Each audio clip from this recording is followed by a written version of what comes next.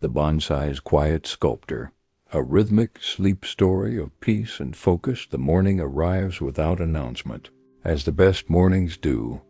There is no alarm, no sudden jolt into wakefulness, only the slow, gentle surfacing from sleep, like a stone rising through still water. Maya opens her eyes to a world soft by fog, the garden beyond her window erased into suggestion, into the memory of a garden rather than the thing itself. She lies still for a moment, listening. There is no wind, no birdsong yet, only the particular silence that fog brings, the way it absorbs sound and holds it close, the way it makes the world feel smaller, more intimate, as though the universe has drawn itself inward to sit quietly beside her. She rises slowly, her bare feet finding the cool wooden floor. The house is old, and the floorboards speak beneath her weight, small creaks and sighs that have become a language she understands. In the kitchen, she fills the kettle, and the rush of water is loud and the quiet almost startling. She lights the stove with a soft click and a bloom of blue flame, then stands watching as the kettle begins its slow journey toward boiling. While she waits, Maya runs her fingers along the edge of the counter, feeling the worn groove where decades of hands have rested, where she now rests her own. She has been thinking about the bonsai for weeks now, months really. It sits on the wooden table by the window, a young juniper she purchased on an optimistic afternoon last autumn, believing she would know what to do with it, believing that the doing would come naturally, the way breathing comes, the way sleep comes. But it hasn't. The tree has sat growing wilder, and she has sat growing more uncertain. Not because she lacks knowledge, she has read books, watched videos, traced the elegant curves of ancient trees with her eyes, and imagined her hands creating such beauty. No, the uncertainty is deeper than knowledge. It is the fear of the first cut, the fear that her hands might ruin rather than reveal, that she might take away too much or not, that she might fundamentally misunderstand what the tree is trying to become. The kettle begins to hiss, then to sing, and she pours the boiling water over green tea leaves in her favorite cup, a simple ceramic piece, unglazed on the outside, smooth and cool to the touch, warming slowly as the tea steeps. She wraps both hands around it and stands at the window, looking out into the fog. Somewhere beyond that gray curtain, there are trees, a fence, a bird feeder she filled yesterday. But now there is only soft, luminous nothing, and it feels like permission somehow. Permission to begin, permission to try, permission to fail even, because who will see in this fog? Who will witness her clumsy first attempts except the tree itself? And the tree, she thinks, is unlikely to judge. She carries her tea to the table. The bonsai sits where she left it, slightly overgrown, a bit disheveled, like someone who has just woken and hasn't yet combed their hair. It is endearing, this wildness, but it is also hiding something, the tree's true nature, its underlying form, the shape it might take if only someone would help it, guide it, believe in it enough to begin. Beside the pot, arranged on a small wooden tray, are her tools. Steel shears, small and precise, their blades sharp enough to whisper through green wood. A coil of copper wire, thin as thread, its surface already darkened slightly with age. A glass misting bottle filled with clean water. A small brush for sweeping away debris. And there, nestled in the moss at the base of the tree, placed there by her friend Kenji as a gift, is a tiny ceramic frog. The frog is ridiculous, wonderfully, perfectly ridiculous.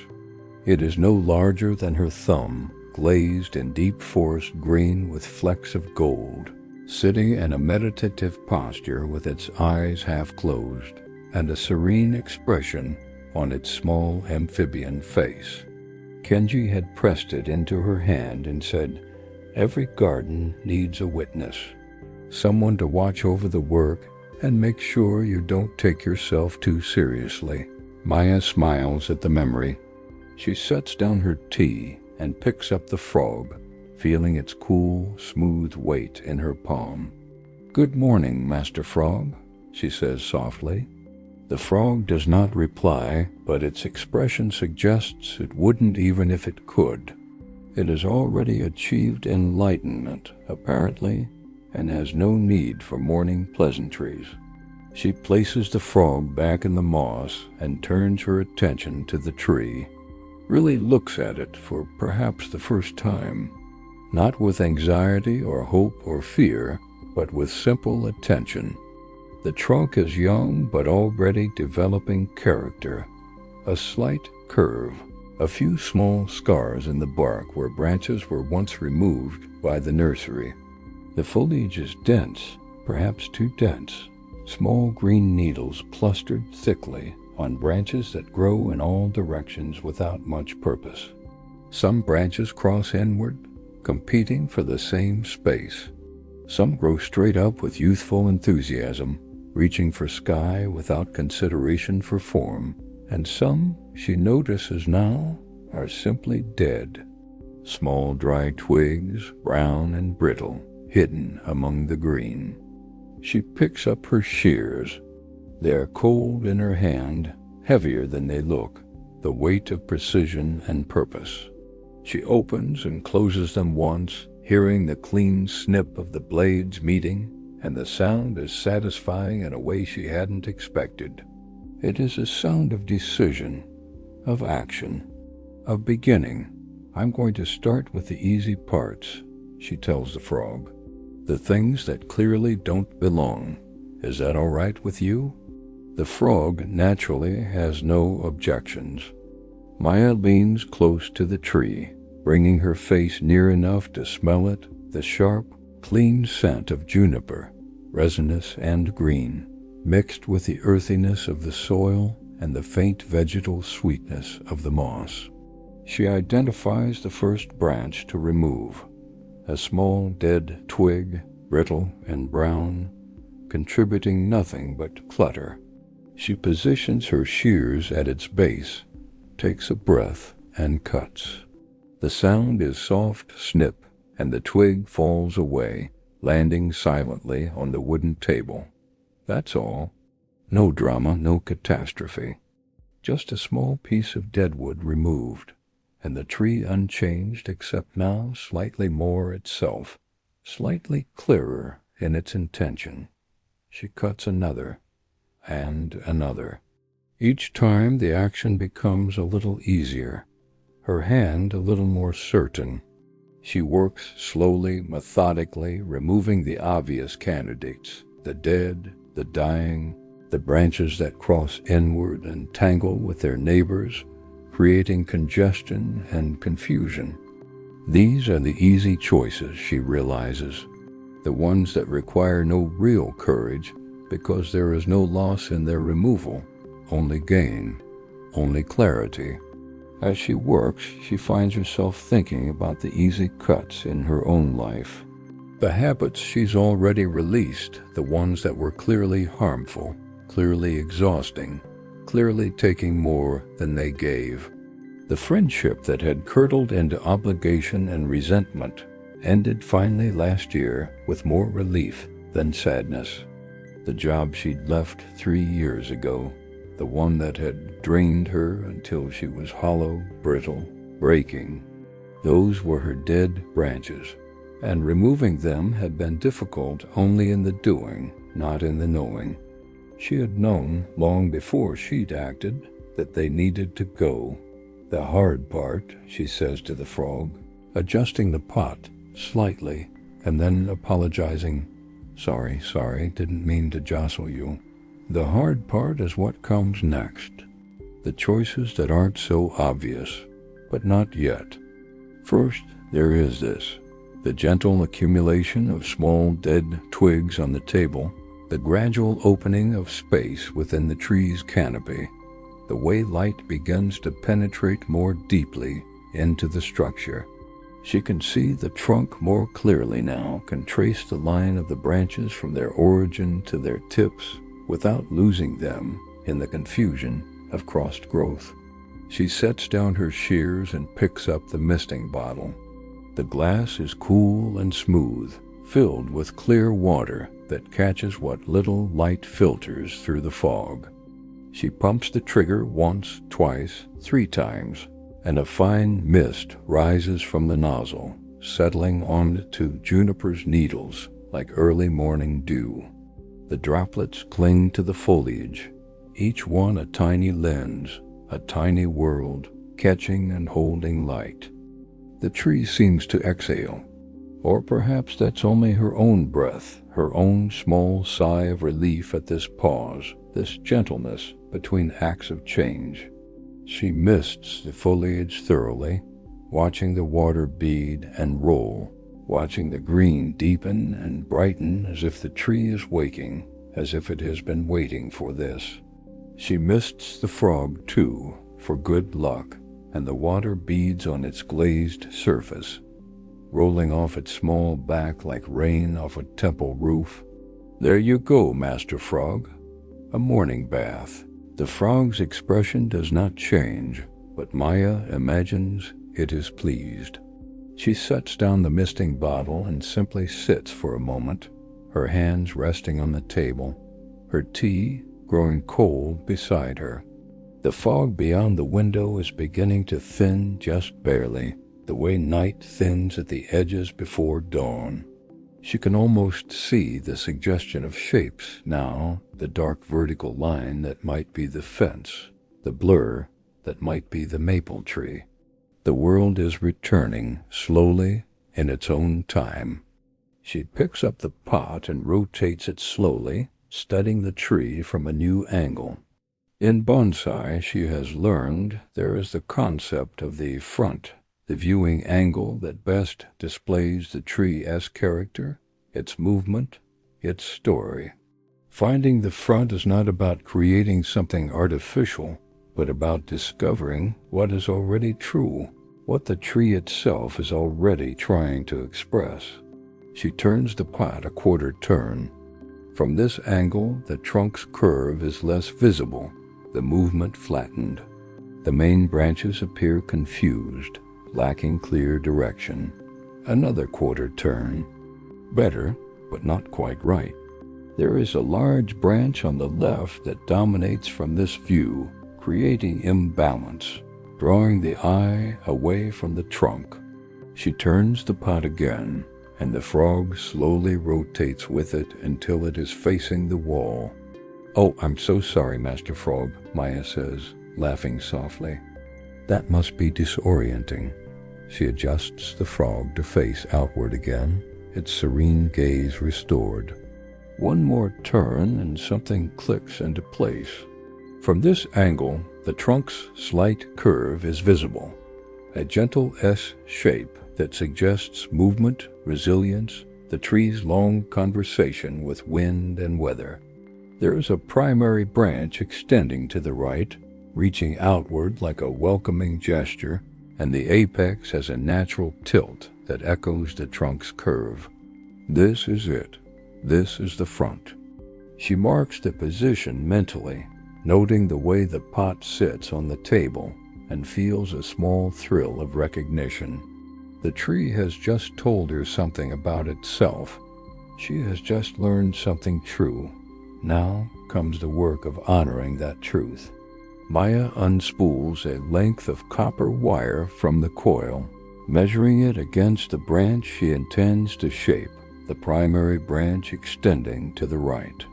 The wire should be roughly 1.5 times the length of the branch, long enough to wrap and spiral without running short, and she cuts it with her shears, the snip of metal on metal sharp in the quiet. The copper is warm in color, already slightly tarnished, and it is thin enough to be flexible, but strong enough to hold its shape once bent. She holds it between her fingers, feeling its springiness, its potential. Wire is not force, she reminds herself. Wire is suggestion. It does not demand that the branch move. It invites, it guides, it offers support, while the branch learns a new direction. She begins at the base of the branch, anchoring the wire against the trunk, then spiraling it slowly upward, wrapping at a 45-degree angle, firm, but not tight, following the natural taper of the branch, from thick to thin. The wire must be close enough to the bark to provide support, but not so tight that it cuts into the living wood as the branch grows. It is a delicate balance requiring attention, patience, the willingness to feel her way forward.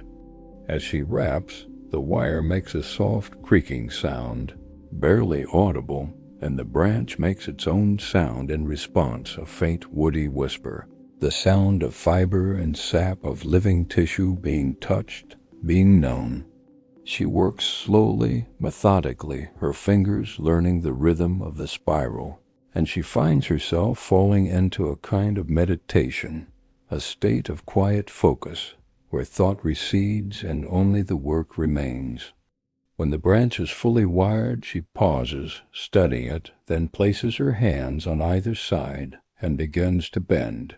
Slowly, gently.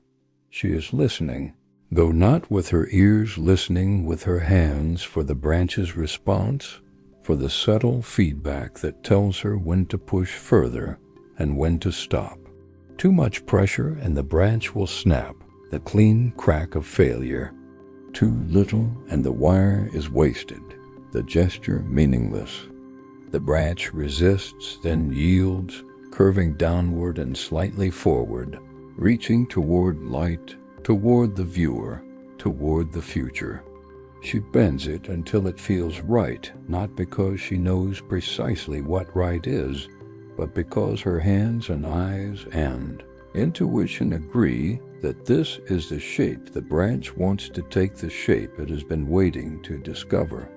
As she works, the branch dips lower, and its tip brushes against the top of the ceramic frog's head.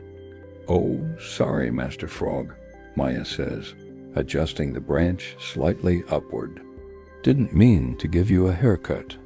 The frog endures this indignity with its characteristic patience. She wires 2 more branches, one on the left and one toward the back, each time repeating the process, measuring, cutting, wrapping, bending, and each time finding that the work grows more intuitive, less frightening. Her hands are learning. The tree is teaching her. Together they are discovering something that neither could have found alone. But now she faces the difficult choice, the one she has been avoiding, though she knew from the beginning it would come. There is a branch extending from the front of the trunk, slightly below the primary right branch. It is healthy, vigorous, thick with green growth. It is, by any measure, a beautiful branch, but it grows forward, directly toward the viewer, breaking the illusion of depth and perspective. It will always compete with the main structure, will always draw the eye away from the tree's natural flow. In formal bonsai terms, it is called a bar branch, and the conventional wisdom is clear. It must be removed. Maya knows this, has known it since she first identified the front. But knowing and doing are separated by a canyon of hesitation. She picks up her shears and positions them around the branch, but she does not close the blades. She holds them there, open, trembling slightly, and she thinks about all the beautiful things in her own life that she has had to let go. Not because they were bad or wrong or harmful, but simply because they no longer fit, no longer served the shape she was trying to become. The graduate program she'd been accepted to, the one she'd dreamed about for years, that she'd turned down because she realized truly realized that she was chasing someone else's vision, of success, not her own. That had been beautiful, and it had been right to let it go. The relationship that had been good and kind and full of genuine affection, but lacked the depth of partnership she needed. The relationship she'd ended not in anger but in sorrow, in recognition that good is not always enough. That had been beautiful too. These were her green branches. Still alive, still growing, but growing in the wrong direction, taking resources that could be better used elsewhere. She looks at the frog. The frog looks back, or seems to, its painted eyes half-lidded, its expression suggesting that it has seen this hesitation 1,000 times, in 1,000 gardens, and that the outcome is always the same. You know what you need to do, the frog seems to say. The only question is whether you'll do it. You're very wise, Master Frog, Maya whispers, and also a little bit ruthless. If I'm being honest. She takes a breath, holds it, and closes the shears. The sound is louder this time, snip, because the wood is thicker, healthier, more alive. The branch falls onto the table with a soft thud, heavier than the dead twigs, and where it's separated from the trunk there is a clean-cut, weeping golden sap, sticky and amber in the gray light. Maya sets down her shears and touches the sap with her fingertip, feeling its tackiness, its slow flow. The tree is wounded, in a sense, but it will heal. The cut will callus over, the sap will seal the wound, and in time there will only be a small scar, a reminder of what was released. She feels both grief and relief, and she lets herself feel both without judgment. This is the price of shaping, of choosing, consciously and deliberately, who and what you will become. Not everything gets to come along. Not every beautiful branch fits the design. She sits with this for a moment, then picks up the misting bottle again, and gently mists the fresh cut, washing away the excess sap, giving the wound moisture to aid its healing. It is the least she can do, the kindest thing.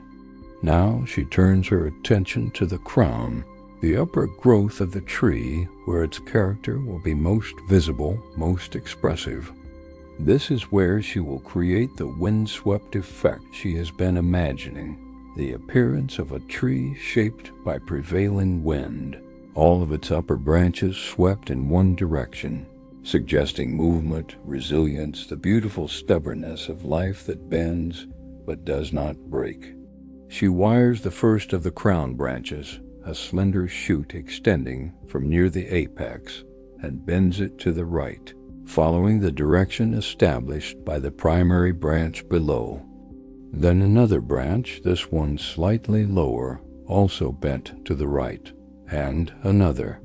Each one a continuation of the same gesture, the same wind-driven flow, until the entire crown leans into the imagined wind, creating a sense of motion even in stillness. As she works, she thinks about directionality, about how we all grow toward something, even if we don't name it. Light, love, purpose, peace, connection, meaning. We are all windswept in our way, shaped by forces we don't control, bending toward what sustains us, what feeds us, what makes the bending worthwhile. She has been bending toward quietness, she realizes, toward these mornings wrapped in fog, toward the small rituals of tea and observation, toward work that requires patience rather than urgency. This is her light. This is where she grows. The frog sits at the base of this newly shaped crown, looking oddly proud, as though it has personally overseen the work and found it acceptable. Maya needs to adjust the pot one more time to check the angle, and she pauses, looking at the frog. "I'm going to turn you again, Master Frog. I apologize in advance for any motion sickness." She rotates the pot a few degrees. studies the crown from the new angle, nods in satisfaction, and carefully repositions the frog to face forward. There, back to your post. The work is nearly complete now. The tree has been pruned, the primary branches wired and shaped, the crown sculpted into its wind-swept form. What remains is the finishing, the grounding. Maya gathers fresh moss from a small container she keeps moist and ready. The moss is bright green, almost luminous, and slightly damp against her fingers. She places small pieces of it on the soil surface around the base of the trunk, pressing gently with her thumbs, feeling the cool springiness compress under the pressure. The moss will help retain moisture, will protect the roots, will create the illusion of a miniature landscape, a forest floor in perfect scale. She works in silence, the only sound the soft thump of her fingers pressing moss into soil, a rhythm like a heartbeat, steady and sure. It is meditative, this final act, this tending to the foundation, and she thinks about the importance of roots, of groundedness, of the small daily practices that keep us stable, even as our branches reach and bend. The frog becomes gradually surrounded by moss, its small green body nestled into the landscape as though it has always been there, as though it grew from the soil itself.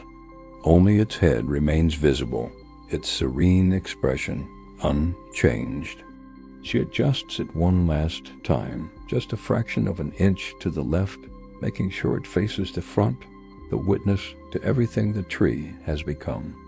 Perfect, she says softly. You're perfect right there, Master Frog.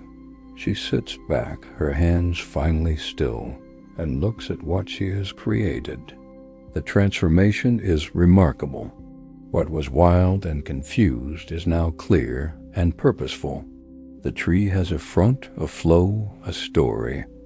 It looks like it has been shaped by wind and time and weather, like it has lived a long life on a mountainside somewhere, enduring and adapting and becoming beautiful through the very act of survival.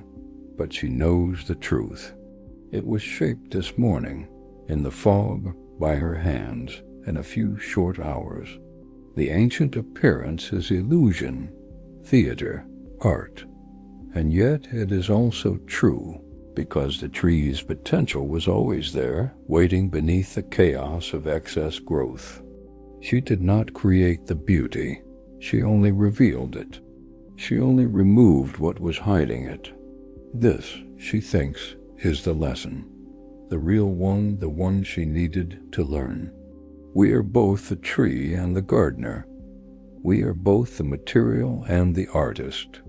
And we are allowed, no, we are encouraged to prune ourselves, to remove what no longer serves, to cut away the excess and the confusion, and even the beautiful branches that grow in the wrong direction, not out of cruelty or self-hatred, but out of love, out of the desire to reveal what we actually are beneath what we thought we should be.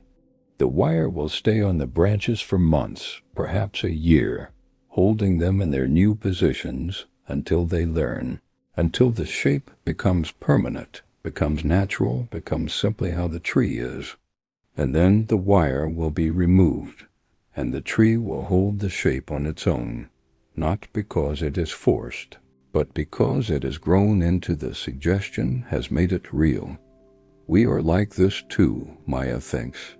The changes we make, the habits we build, the boundaries we set, the directions we choose, they feel forced at first, uncomfortable, like wire against our bark. But given time, given patience, they become part of us. They become how we are. She picks up the misting bottle one last time and mists the entire tree, watching the water settle onto the newly arranged branches, onto the moss, onto the patient frog. The fog outside has lifted now, slowly, reluctantly, and golden morning light is beginning to filter through the clouds. slanting across the garden, touching the window, spilling onto the table where the tree sits. In this light, the juniper seems to glow. The copper wire catches the sun and gleams, the moss is impossibly green.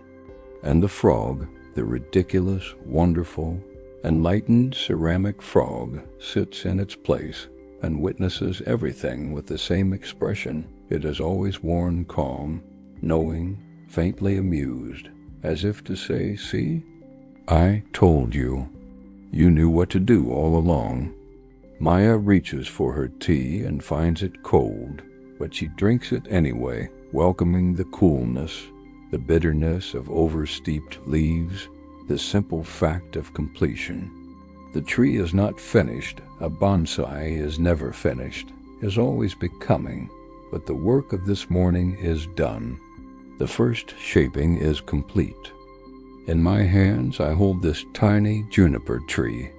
It's not just a plant, it's a story waiting to be told, a world in miniature. For years, I was constantly rushing, my mind a whirlwind of to-do lists and worries. I felt like I was being pulled in a million different directions, never truly present. Then I discovered bonsai, and everything slowed down. At first, it seemed simple enough. A small tree, some soil, a pot. But the more I learned, the more I realized this was an art form that demanded patience, foresight, and a deep connection with nature. It's not about forcing the tree to become something it's not.